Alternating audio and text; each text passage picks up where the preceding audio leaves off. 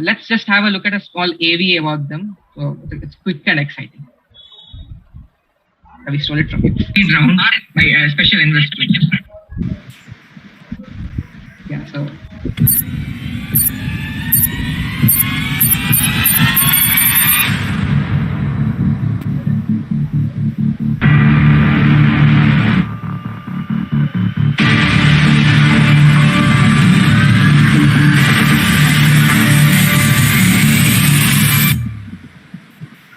Wow, that was some intense music. So cool then. Let's without any further ado, let's get started with the talk. So thank you, Anirudh. Yeah. Thank you, Anirudh, for passing me the baton. Now, my friend Nirmaan ICONS and I, Pranav Singh Punir, will be your host for today's interview session. Ladies and gentlemen, we take immense pride and pleasure in introducing you to the team of GalaxEye. GalaxEye, as you all know, is building the future of Earth observation. The startup was founded in 2020 and is a brainchild of students who were once part of Avishkar Hyperloop. Today, we have with us Praneeth and Denil. Praneeth is the business development lead at GalaxEye, and Denil, he is the co-founder of this startup. Let's hear more about GalaxEye from Praneeth and Denil. Please give a huge virtual round of applause by smashing the like button and do consider subscribing to the Nirmaan YouTube channel. Again, without further ado, let's know more about GalaxEye from Praneeth and Daniel only. So, tell me, Praneeth and Daniel, how would you describe your startup in one line? Sure. So, I think the one line, the way that you guys have also been describing us, right? What we want to be doing is essentially shape the future of satellite image acquisition. So the way it's being done today, it has its own conventions. Now, I wouldn't say standards because there's still a lot more to come, but there are some norms that are being followed, and we are here to, kind of revolutionize them and bring a completely new dimension to this industry. Yeah. What about you, Praneeth? Yeah. Sorry, Daniel. Yeah. So what I will say about GalaxEye is what we are doing here is to try something new, which has not been done not only in India but everywhere else around the world. So what we are trying to do is give a completely new type of data set to our customers, which brings a lot more valuable insights to them as well. So it will be a kind of revolution in the satellite and observation sector, right? If I have quoted right. Yeah. So yeah, yes. Nirupma, you go ahead. Yeah. So it was a very interesting answer. So when you said that there are certain norms being followed, what do you think is the current issue in the way of acquiring imagery data over large areas? Sure. So I think the major problem right now is, so if I want a satellite imagery, right, I'll just set some example here so able to understand better. Say, for example, we have some flood, some calamity, or worst case, even a blast or something, right? Basically, any sorts of a disaster that happens. Now, we ideally want to know just right around that time, what exactly happened, what was the immediate impact, and then impact over time, right? So both the pre, during, and post analysis. So these are the three phases. Now, satellite imagery is the most preferred here because of the scale of land. So for example, flood doesn't happen for a building or 3 buildings. It happens for a large area of land, right? And hence satellite imagery is the most economical in that case. Now, the problem that we figured out here is essentially that if I want satellite imagery, there's several data providers, several people who are trying to serve customers with imagery, but I cannot get data that I want for a particular time period. So in one word, it is the availability that is the major problem today, right? And hence we are trying to bridge that gap, make data more available, and of course, as I'd call it the typical Indian mindset of a startup, making things more affordable and frugal, right? That's something that lies under everything that we are doing.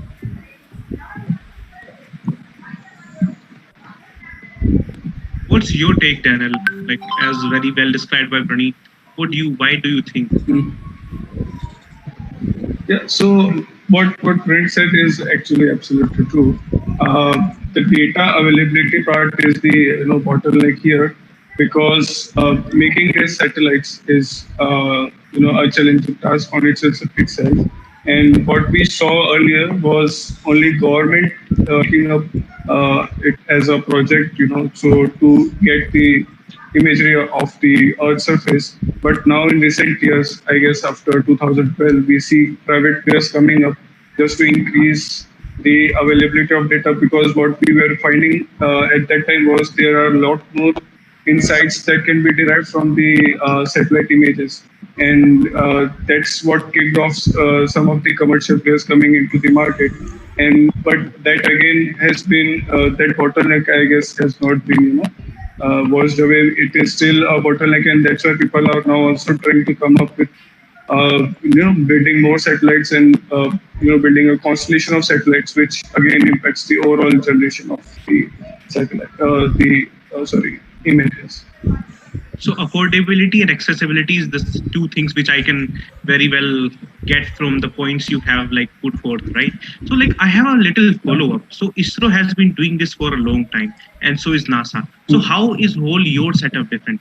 Is it the accessibility that is different? So can you draw a parallel line to that, please? It will give us more clarity. Yeah, sure. So when we talk about ISRO or NASA, the main aim of the institutions or this government institution is to not only generate the data, but to utilize for the data for the government purposes. They want to derive insights which are useful for in general to the people of their country. But what happens? What happens to the businesses? They can also benefit from the satellite imagery. And that's what have been growing inside the industry, which we are seeing after coming up of commercial players, after players which have been trying to generate optical data sets and providing them to the customers.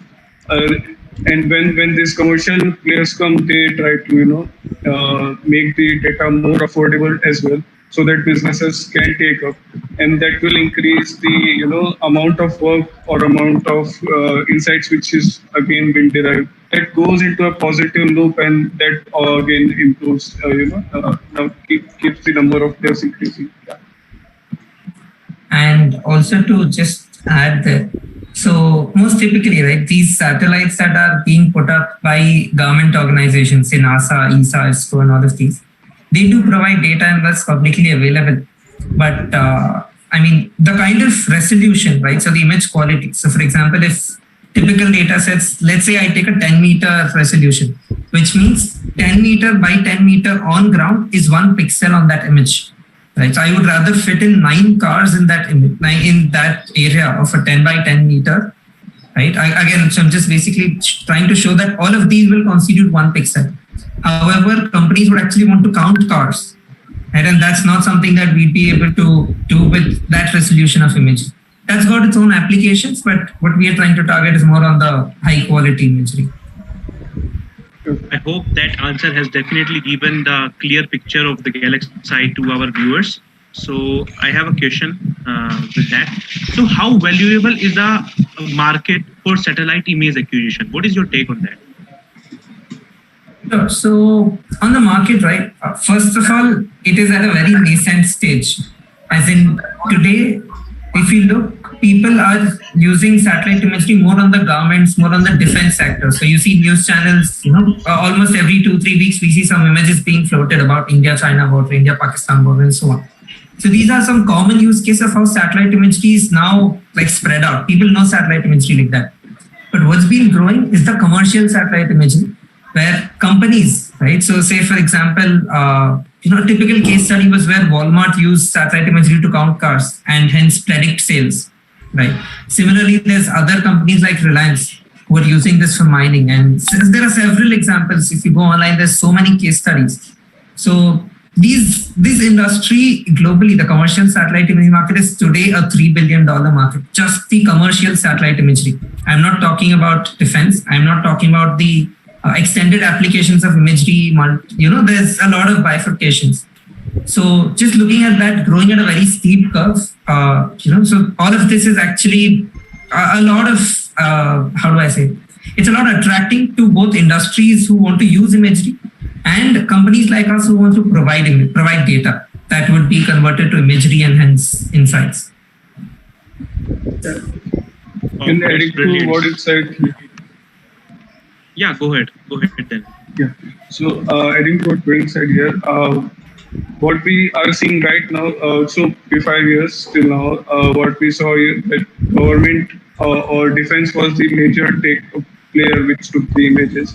But right now, people, even a farmer, suppose is in US, has some piece of land, he can also utilize this imagery to analyze his farm field, and this is the power of the images which can help anybody like a farmer to increase its sales. So it is the commercial sides, and people are also now realizing the potential of it, and which is making it much more valuable in the market. Yeah, that's amazing, and the future seems greener.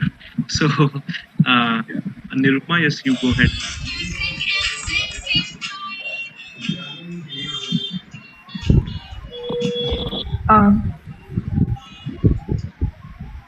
Now, may I know what your target market is? Sure. So this is basically the commercial satellite imagery market that we're talking about.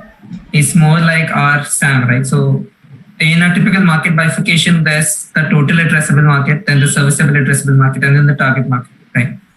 So now in the commercial, the commercial segment, we are looking at industries who require high resolution imagery at a high revisit time, right? So for example, let's say if I want to be able to map 1 meter land or even less than 1 meter or something around that range, that's called a high resolution imagery. So let's say if somebody requires high resolution imagery data on a very high revisit time, let's say once every day, every 2 days, every 3 days or so on, and not at a period like once every month, right? So that's the segment that we are targeting right now. People who want high resolution imagery with a high revisit time. That's how we are bifurcating the market. So to conclude this, your vision, the vision of GalaxEye, I want to ask you, tell me just in one word, what is special about GalaxEye? What sets us apart from everything, from everyone out there in the market? That one thing. I think, yeah, Daryl, before I say, if you want to say something. Okay, Daryl will answer that.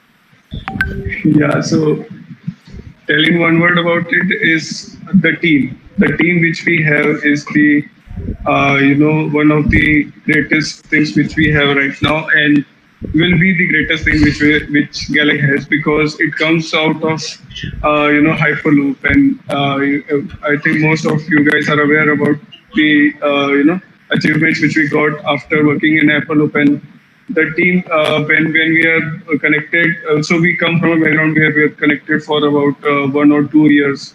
And after that, again, we formed a group and then came together. So at the core of it, at the core of any company is the people who are running behind. And since we have a very good people who have a history behind, so I think that is the most important thing which we have. Is something that sets you apart. That's a wonderful one-liner actually you gave. Hands down, I had the same answer, because it is definitely the team that sets us apart. So yeah, there's coordination in the team. Definitely, team is wonderful. Okay, so moving to the next question. Tell me, you must, like, while starting this whole process, whole startup and everything, you must have had your highs and lows.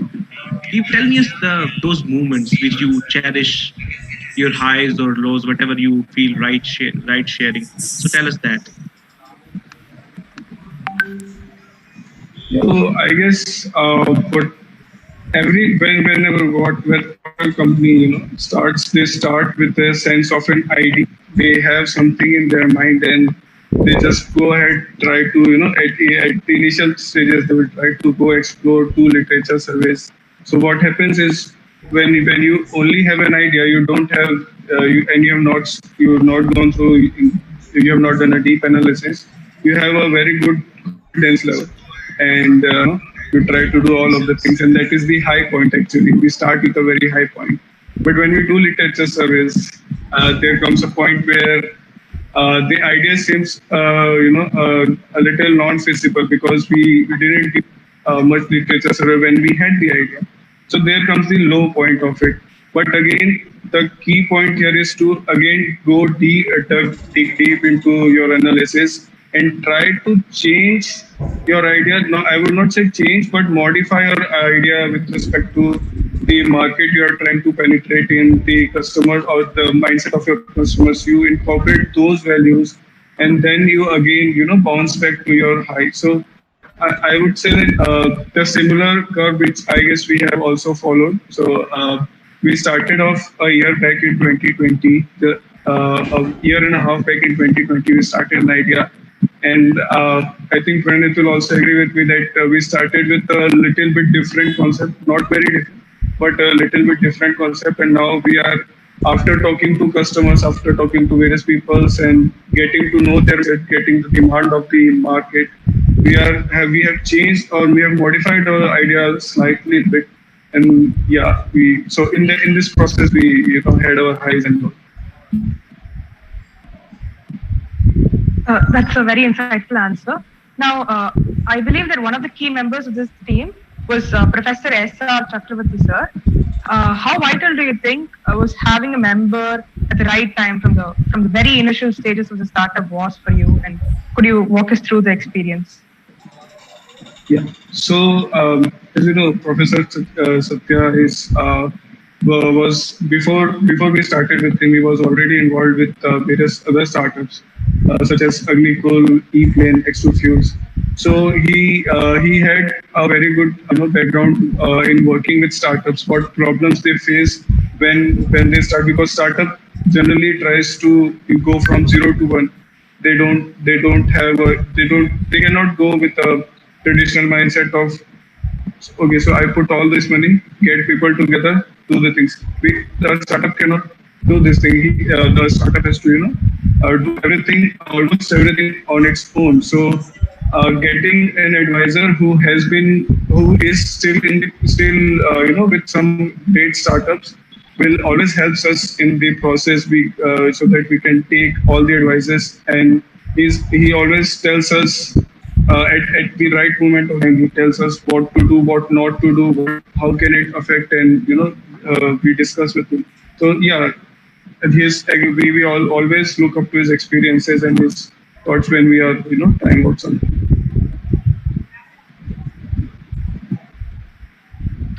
That was wonderful. Also tell me, like, while you starting, right? You have answered us that you are at a certain stage. Now, what will be the future? How do you see the future in 2 years or 3 years? I have read somewhere that you will be launching the satellite in 2023. So, like, what's the way forward? Just tell us, give us a glimpse about the future of the GalaxEye. Yeah. Sure. So, yeah, please. So where we are right now is, so any idea, right? You take it to the market. So if you see, there's a very common thing that falls for every startup that's been successful. One is you start from an idea, you prove the concept, you build a prototype, and then hit the market with an MVP, right? And then you scale thereon, right? So this is like a product journey. So this is where we put up several milestones such that we're able to attain each phase. So we prove our concept on ground and in our lab, and then we build a prototype so that we're able to, somehow sense the whole atmosphere, the whole environment of how things are going to work, and then put up a satellite and then scale it thereon. So eventually we have a constellation of satellites. So that's how our plan is. And where that first satellite is definitely we're looking at around early to mid 2023, which is when we're looking to have a bird in the space. Yeah. So, like, okay, yeah, go ahead then. So, could you walk us through how it sounds really cool? Send a satellite. So, could you walk us through that process? And does Government of India actually support such initiatives so far? Sure. So, yeah, yes, the in-space program. I think this is one thing that's definitely an initiative that the Indian government and ISRO, the Department of Space and ISRO, right? So they're building together this in-space program where they want to nurture privatization inside the Indian economy for space startups and entities, right? So I think this is one big booster that is actually enabling all of this. Daniel, if you want to add anything else here. No, I would say, yeah, Pranit is right on. The InSpace program is definitely on time, I would say, because India is seeing many more space tech startups than ever before.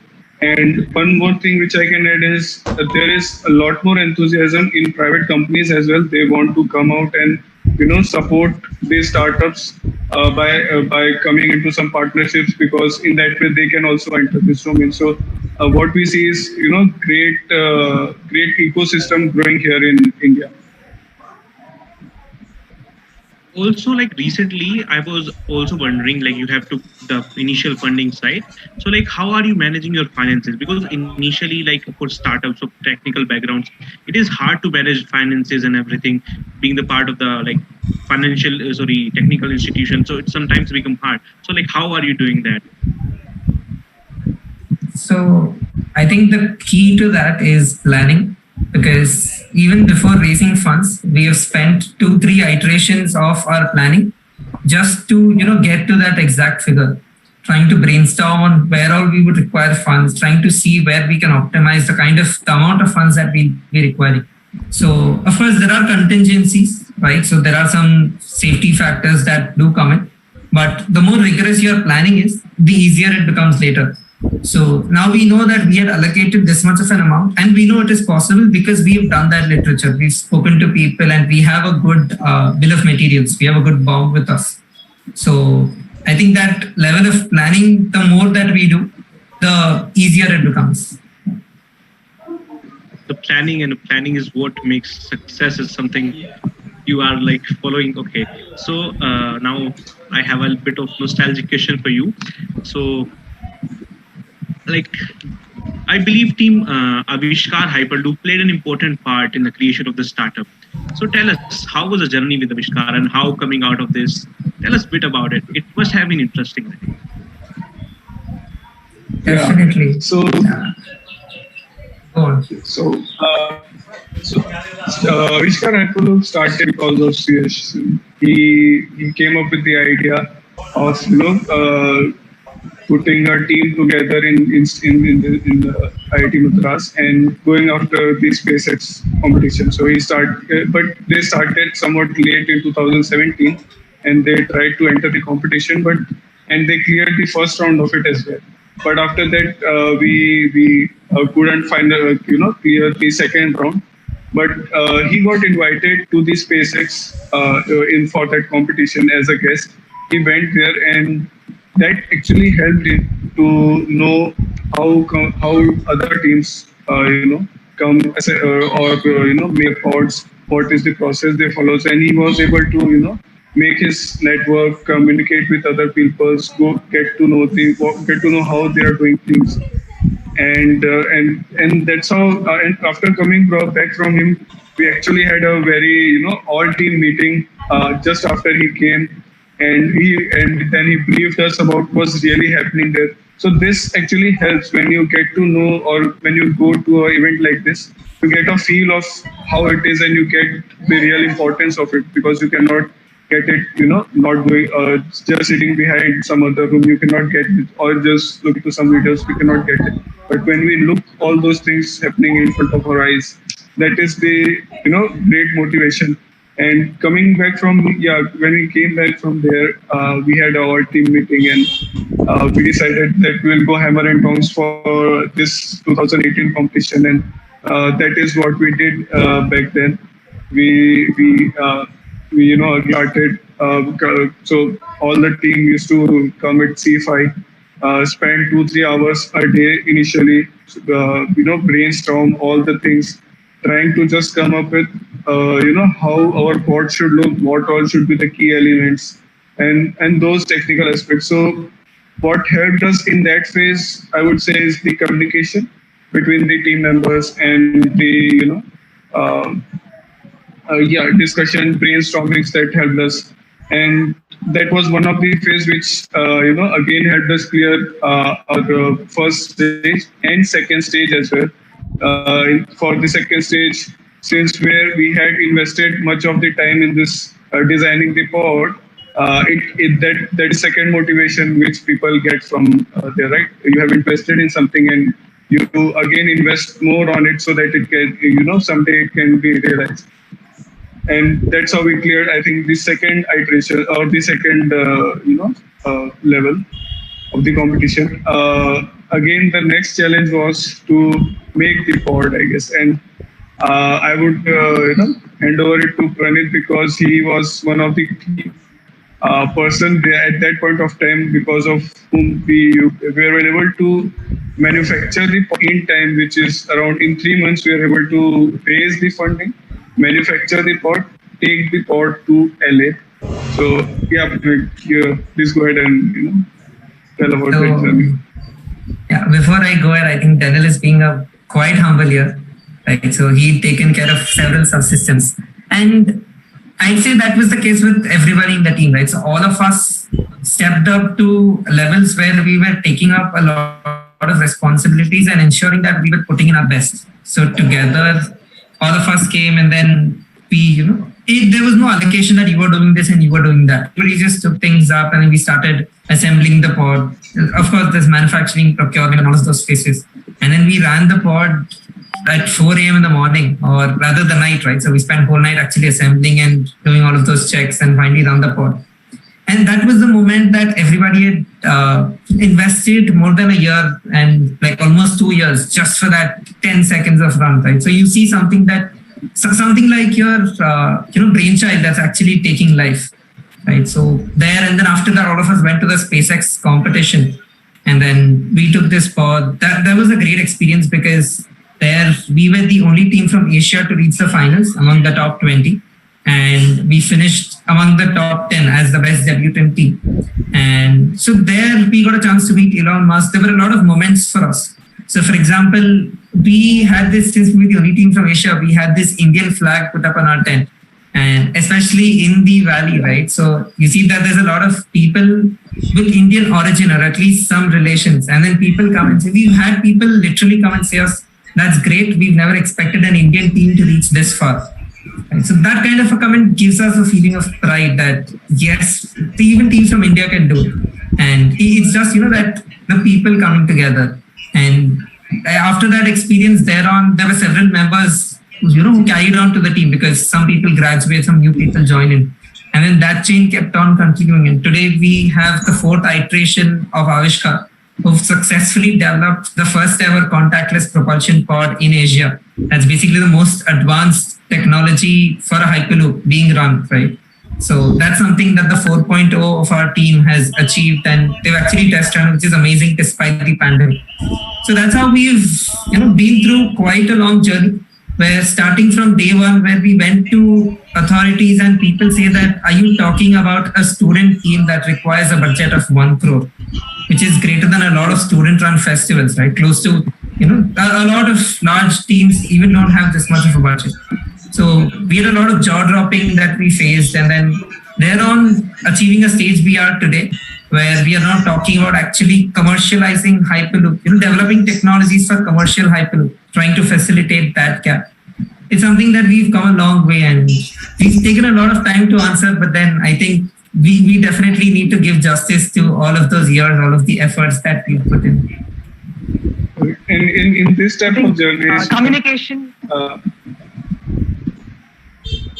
I just want to add one point here. Like in this type of journey, where a bunch of 20, 30 people just comes and tries to build something at that scale.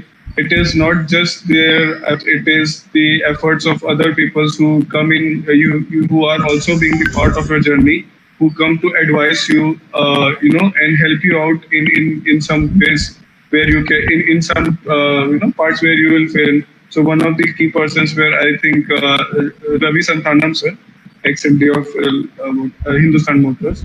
So he was a great help in 2000 our journey, and he is still a part of Avishkar Hyperloop.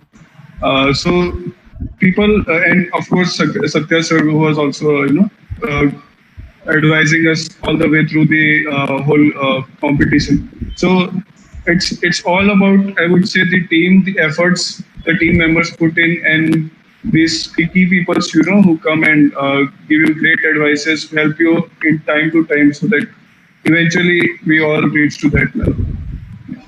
And the list is endless, right? There's a lot of people who actually joined us in. For example, we had Professor Munkanandam helping us, Professor Bobby George, and several other people, Professor Mahesh and Professor Shiva, all of the deans who helped us at several levels, and then the alumni.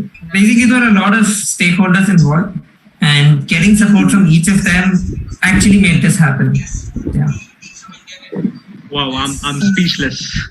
I mean, there's I'm speechless. There's Well, if you guys, if you like their journey, okay, yeah. So like, if you like their journey, please like the Nirmaan handles. Will come up with these many great sessions, and with like these people. You people are inspiration for the people who are coming into like for the part of the institute now and thinking to start their entrepreneurial journey. So now Nirupma will walk us through the next segment of our interview session. So Nirupma, go ahead. The last session was really amazing. The last question had communication, leadership, and at times patriotism. I had goosebumps. Seriously, lovely journey. So we'll be moving on to the next segment, and it's a quick rapid fire round.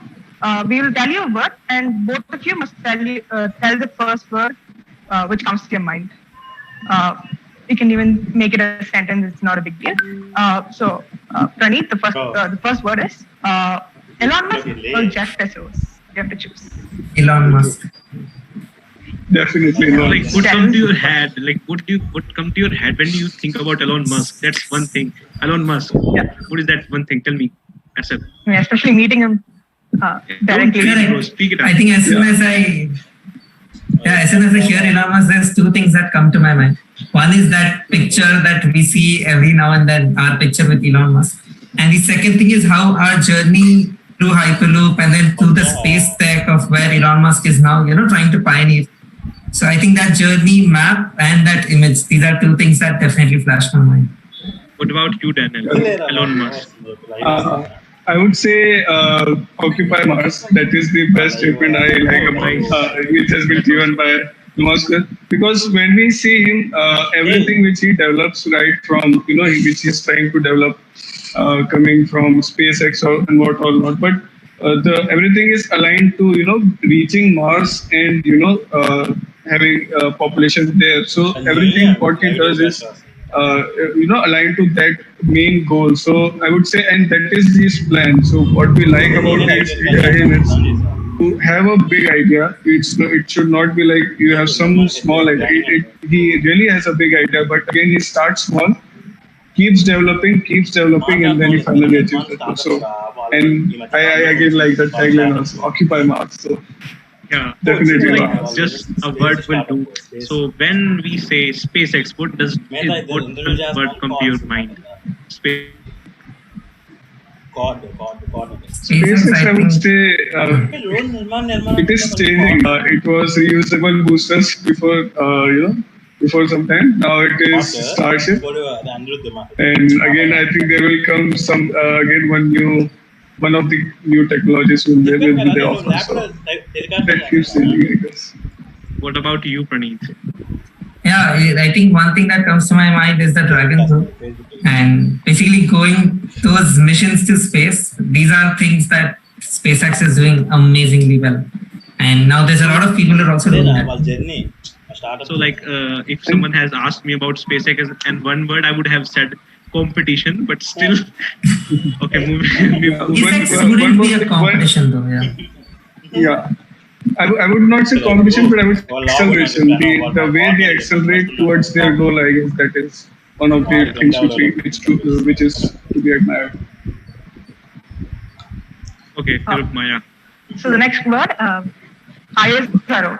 Sorry, Praneeth and I think for ISRO, what comes to my mind is the depth of research, right? So looking at that, ISRO has had a legacy of building things in a way that nobody's even thought of before. The kind of frugality, the kind of innovation that they're nurturing. Right? So it is a government organization, but lately how it's expanding. So the depth that's there in ISRO is not It's basically totally different. There is no comparison to ISRO. Yeah. I would say ISRO. Yeah. I would say ISRO is equal to pride of India. That is the first thing. And second thing is in space. Because through that only we can, talk to ISRO, and we can also go and develop space technologies. So in a way, they're also helping commercial market. So two things for ISRO. And what's the one thing that comes to your mind that is when I say satellite? I think I'd say yes. Nice, Jinx. Nice. I expected that. That's a good answer. Okay, Nirupma. Okay, so now we want to hit you with a little bit of nostalgia. What comes to your mind when I say insti? Insti, Avishkar, for sure. Insti. For sure. Yeah. Avishkar Hyperloop. And when I say insti junta, what is that one thing that comes to your mind? I think it's the casual. For me, it is the way that we're doing amazing stuff inside Institute. A lot of us doing amazing stuff in our own ways, but still keeping that nature, not going flying around in the air. Right? We're still casual about all of the things we do, the kind of opportunities that we get. So all of us have our own ways and differences, but eventually we're all doing something great. That's something different about Insti Janta.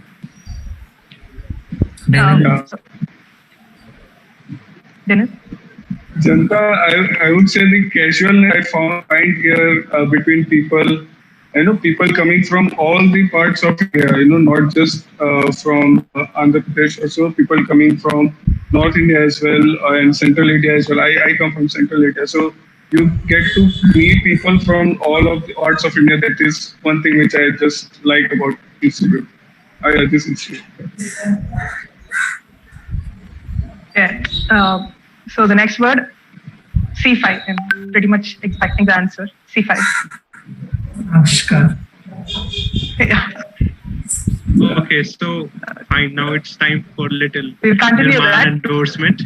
When I say Nirmaan, what is one thing that comes to your mind? Or maybe a sentence will do it justice to Nirmaan, right? Yeah.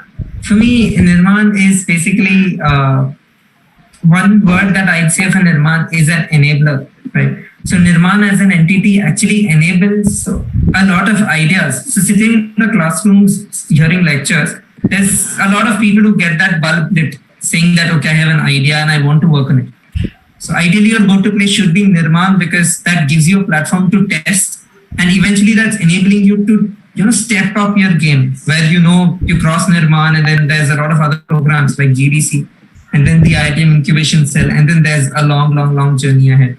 So Nirmaan is basically bridging that gap from sitting in a classroom to actually be getting exposed to the outer world. So that enabling factor is one thing about Nirmaan.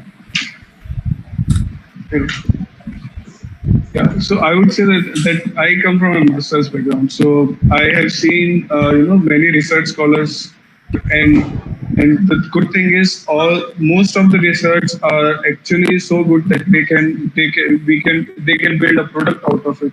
And what I think about Nirmaan is again what Ranjit said, that it can help get to know the other side of what about a startup. So all the researchers would know all about the technology, but they won't know about the customer side of it. They won't know about the market side of it. And what Nirmaan can help or is helping is making them aware of all those facts, so that when they go out in the real field, they don't start from it. They have a very good foundation and they can start from it. Wow, so basically Nirmaan is like a startup school where startups like of the GalaxEye and many other graduate and like become a multi-million or even billion-dollar companies. So that's big thing, right? Nirmaan is good. Guys, follow Nirmaan. Okay. So now the last segment of our interview session. Nirupma, can you move us through it? So this is audience sessions. We circulated a Google form and then the entire, we got 3 very good questions. We'll start with the first one. How did you validate your startup idea as one that had business potential? Did you use an MVP? Okay, so I think for validation, there's two aspects, right? One is internally you validate the technology, right? And externally you validate the market, the customers, right? So from an idea, these are two parts that need validation. On the technology front, we didn't make an MVP yet, of course. So we are not like a SaaS company where we just build a software and go test it. So we're a deep tech company, and hence it takes time. So we developed some prototypes, got them validated. We had a lot of designs. We did some basic testing, and then tried to get the technology validated. On the customer end, we went through the Incubate program by GDC, which is a center at IIT Madras. Right? So they run this customer discovery program, which was super helpful to us, where they actually push you to talk to customers across, list down potential customers. There's a proper strategy in place the way you go talk to them and validate if your idea is actually solving a pain point for the customer. And it's something that they tell it out of their mouth and not something that you assume. So these were two ways that we got both our technology and the market side validated. That's great. Pranav, could you go with the next question? Yeah, right. So, like, the question is basically, how can an analog and a mixed signal VLSI designer contribute in your startup? What kind of work do you expect? And at present, do you have a VLSI designer in your team? So I would say that yeah, we do have some requirements of it, requirements from that domain. We have, I think we have started hiring also some people, and they can always go and check out our job portal, I guess, to apply there, where they can find all the relevant details about the job profile. And we do have such type of requirements from time to time. Awesome. This puts an end to all of the segments, and to give a small thank you note, Anirudh Sharma, the head of Nirmaan, will come in. Okay, so before we end, I have a little question. Maybe many students will want to ask. So what is one or two or three things you would like to say to students who are there, want to be an entrepreneur, and something is yet stopping them, in their entrepreneurial ventures? So tell us, share us your experience. So, yeah. Sure. So I think I'd say number one, most important, we have to be fearless, right? Especially, I think the environment that we are in for an environment like IIT Madras, and IIT Madras is just something that I'm saying because we are here at Nirmaan, and there's a lot of other institutes, in fact, across the country and across the world. The environment around today globally is such that people are nurturing and supporting all of such ideas and ventures, right? So just be fearless and go talk about it, talk to people and see if your thought is actually something that can get commercialized, right? If there's scope for innovation. That is number one. And number two, just talk to people, right? So one is you be fearless in implementing your idea. And second is you actually go talk to people. By people, I mean, they could be advisors, they could be your friends, they could be your customers, they could be your partners, and there's so many buckets of people. The more you talk, the more you learn, right? So these are two key things that I'd say. Then anything comes to your mind. No, I think what you said is completely true. Because that is what we also did. Talking to people is the most help. Is the best help you can get, and that is pretty easy actually. People got fear about their idea getting leaked, but I would say it is not true. It is just that if you talk to people, you get an input from other people's minds, and there are various type of people you can talk to. As Pranit told, you can talk to advisors to know how to plan things ahead, how to go ahead. You can talk to customers to get feel about the market which you are entering in, and aspects, and what is the thing you should offer which they can buy actually. So talking will always help in this regard. Yeah. Well, now, as Nirupma earlier said, I would like to call Anirudh for the thank you note, and then we will wind up the session. It was really productive and amazing session. Thank you, guys. I was here all the time, so I wanted to call. So first, thank you, Daniel, and thank you, Preincubate, for your valuable time and your gyan that you have provided in this whole session. It was pretty wholesome. And I hope our viewers, they have found a treasure of motivation and information from this interview. And I also hope our guests have had some fun and have gone through the streets of nostalgia. So I hope you enjoyed it. And special thanks to the whole Nirmaan team, to the way they organized this whole thing. So it was basically first year students who have totally organized this. So kudos to them. And to the viewers, thank you for being here with us. And stay tuned for many more interviews like this with our Nirmaan graduates. Finally, and if you, with your permission, we can take a Zoom selfie for our social media handle. Yeah. Sure. Smile, please.